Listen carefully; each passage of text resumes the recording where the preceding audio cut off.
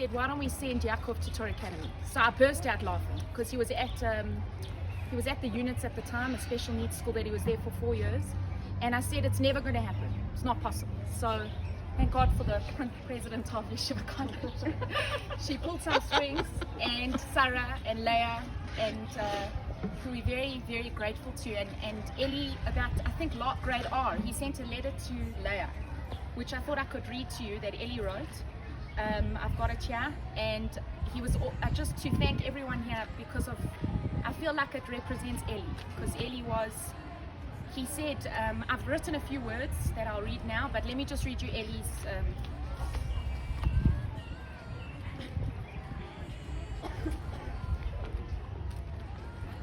Okay. Hi all. So this is Eli's letter. Hi all. Not sure if this is the correct forum, but I'm about to board a plane. And I know that if I don't send this message, it will slip my mind, time will take over, and the necessary gratitude will not be expressed. Yaakov's journey has been a long one. Challenge after challenge, step by step, this boy has surprised and surpassed all of our expectations. He has taught us patience, love, devotion, dedication, and above all, he has taught us gratitude. In all his years of schooling and therapies, I've never seen him so engaged, enthusiastic, and excited. He's a new child. His smile is wider and he is singing louder.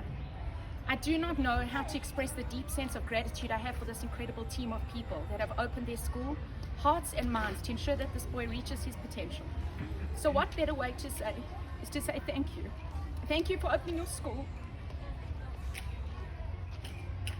Thank you for being the truest examples of chesed and menschlichkeit. Thank you for loving Yaakov with his limitations. Thank you for caring as deeply as you do.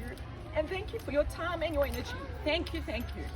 Every now and then I close my eyes and I think back at my life. And when I did this the other day, I was thinking of Yaakov being at Torah Academy, Sarah being his teacher, that was Sarah Grona, after our family's histories, Leah Lipska being his principal after our family's, the Lipska history, Ilana being one of his therapists, that's Ilana Oster, after our family's history. And I realized that every moment of my life within the community has culminated to this point. It all makes sense and I'm humbled. So that's what Eli sent about, I think, a year and a half ago. So I just thought that was very fitting for today, and I think his memory, please God, his neshama should have an aliyah, that these kids should have joy using whatever we donate. Right. But just a few thoughts that I wrote. So I said here, if I could envision what Eli represented in a cartoon, it would be a heart running ahead of his brain, like a little heart in his brain behind him.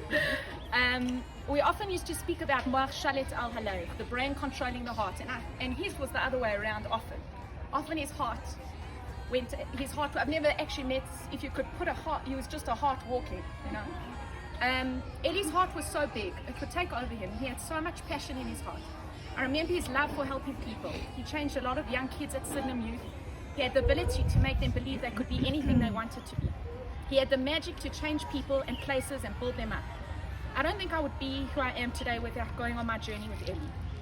The challenges were so hard and so painful, but he would always encourage me to raise my head up high and know we will come out of them successful on the other side. He definitely gave me all the advice that he couldn't give himself. But I learned from the struggles and hard times and learned to dream big like he did. He had such big dreams and such big aspirations for life. His boys were his everything. Eli didn't have to pretend to be anything in front of his sons.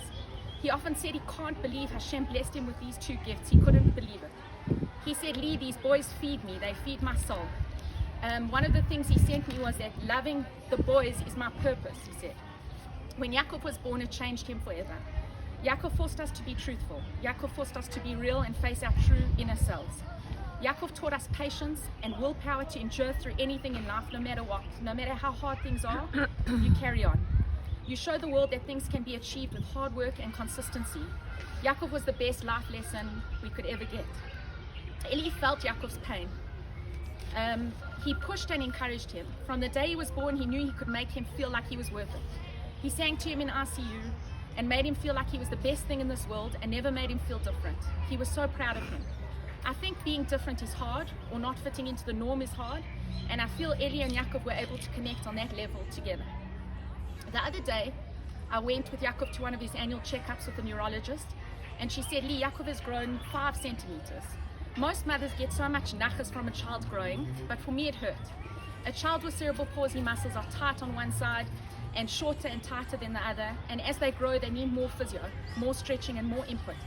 The words that kept going on in my head was that growth hurts. To grow in life can hurt. Growth is sore and painful, but then you turn out so strong on the other side. Sometimes our traumas and losses can become our biggest growths. When we feel true pain, then we can really feel true happiness. What I take from Ellie is to try to be the best mother I can be to them. To please God bring as honest, kind, menschlich children, and to enjoy the beauty and joys in life like he did. Ellie could always throw a party. He always lived the joy of life, to give and to feel others' pain, to try and go out of my way to care for others. I truly feel Ellie's with his boys, protecting them from above. I often hear his voice coming into my head saying, come on, go up that staircase, or, may his neshama have an aliyah, and please God, he's having a l'chaim with Seder Rodney and Yoni and Oni Simchas. Absolute trust in Hashem. That the Torah Academy was the right place for Yaakov showed us all what a revealed miracle truly is. Secondly, I thank Eliyahu Chaim ben Rafal Levi for being the most loving, devoted and dedicated father.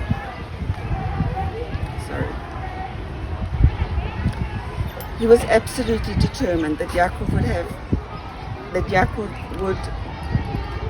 would be made to reach his true potential, no matter what it took. And when he met with the heads of the Torah Academy Nursery School and Primary School, he knew that he had found the right path to take.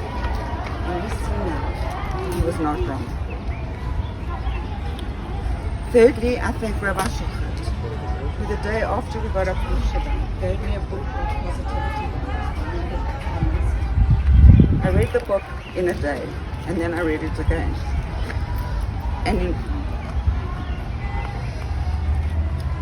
in reading all these incredible words of the Rebbe, I realized how one can be broken-hearted and happy at the same time. My fourth offering of thanks is to the Rebbe. Without the help I got from reading his words of wisdom, I certainly would not be where I am today.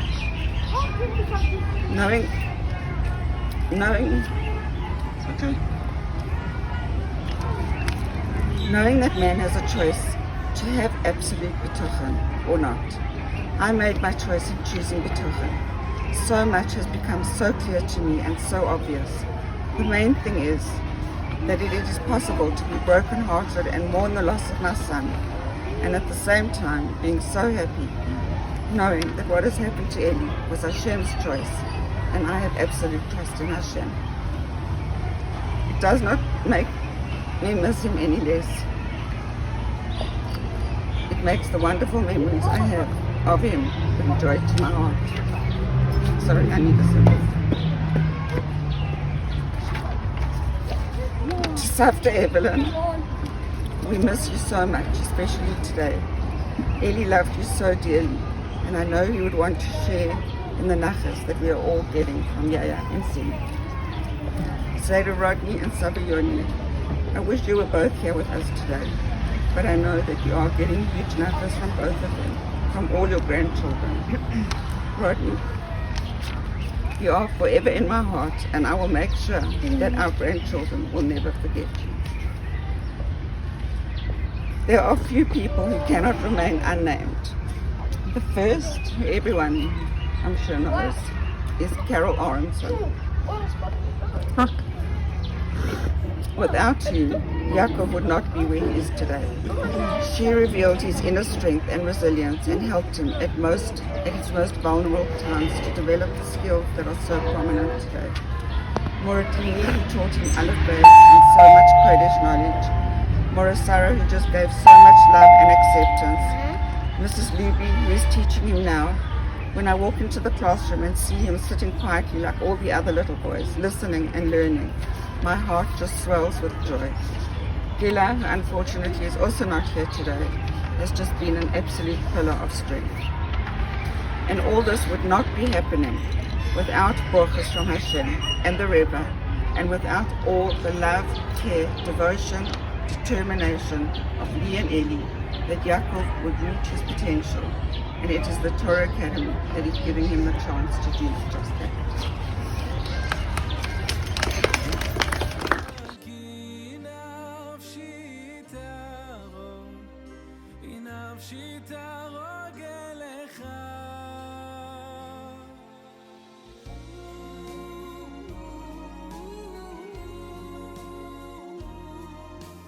נפשי, אוי נפשי, חומדו בצל ידך. אוי לא דס, אוי אוי אוי לא דס, אוי לא דס, כל רוסי דך. נפשי, נפשי חמדה, חמדה בצל ידך. אוי לדעת, אוי לדעת, אוי לדעת כל רסודך.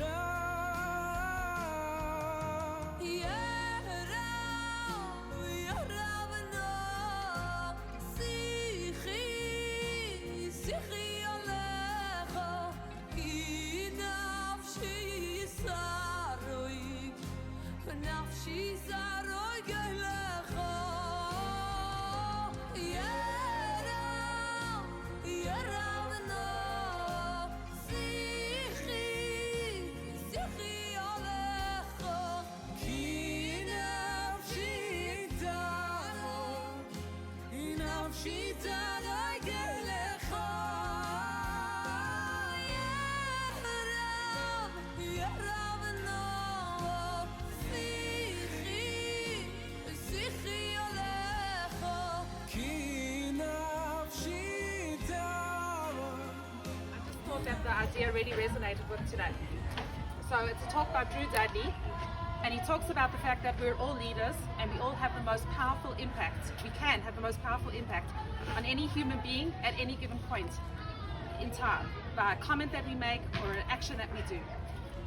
And he then qualifies this with a story. And he tells a story of the last day of his university career. A girl came up to him and says to him, "I just want to let you know that you made a fundamental impact on my life. You don't know about it, but you completely shifted my thinking, you completely shifted my future. I want to thank you for it, and I want to wish you luck for your future." And she proceeds to tell the story that happened 4 years before. It was the day before her university career was about to start, and she was in the hotel room with her parents, and she was paralyzed with absolute fear to start this university career. And she said to her parents, "I just cannot do it. I just don't have it in me." And they said, "Let's go to the university tomorrow. We'll go to the registration. If you can do it, you can do it. And if you can't, we'll support you and we'll come back home." The next day arrives, and she's standing in the registration line, and she's standing there completely overwhelmed and paralyzed by fear and thinks, "I just can't do this." And she's about to turn to her parents and say, "I want out."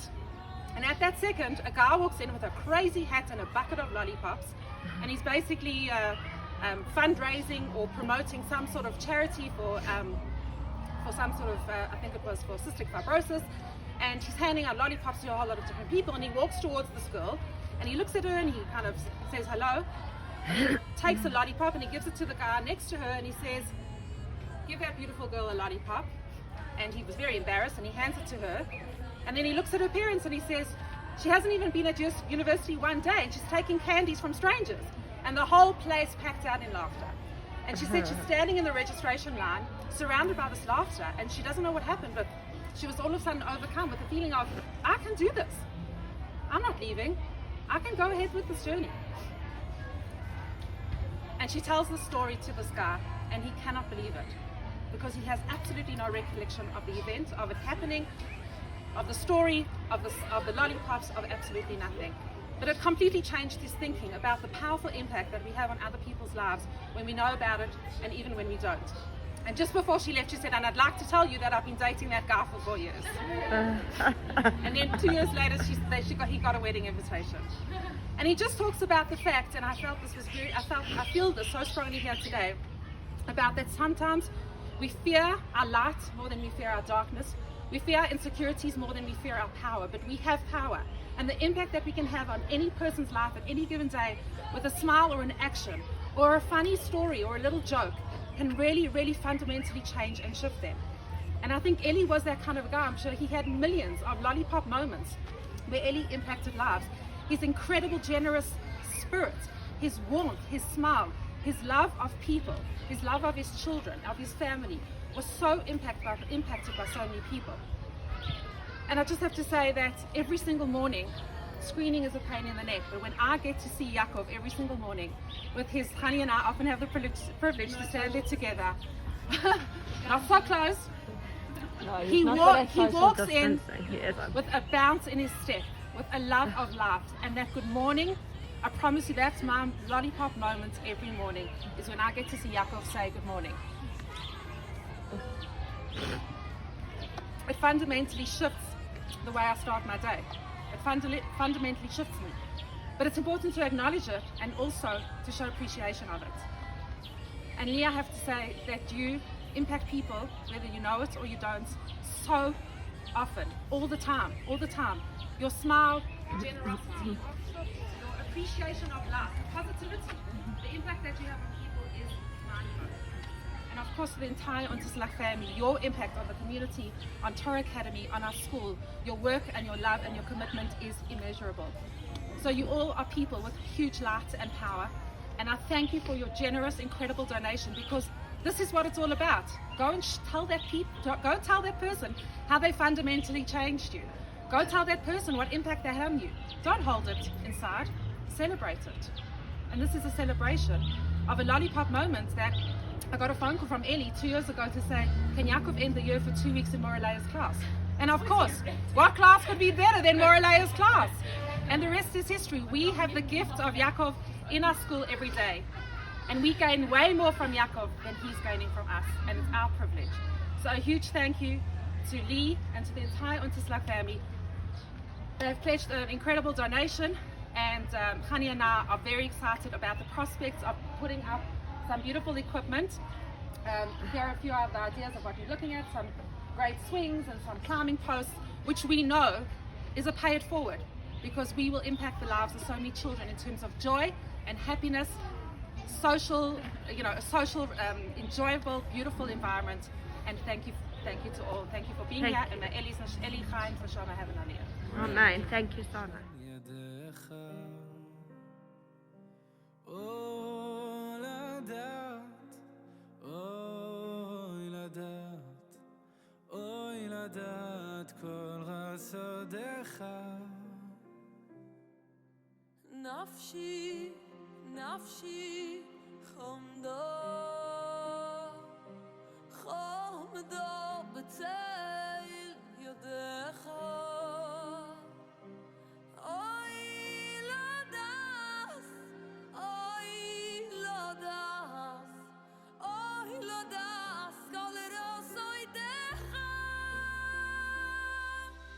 ירב, ירב נא, שיחי, שיחי עליך, כי נפשי תהרוג, כי נפשי תהרוג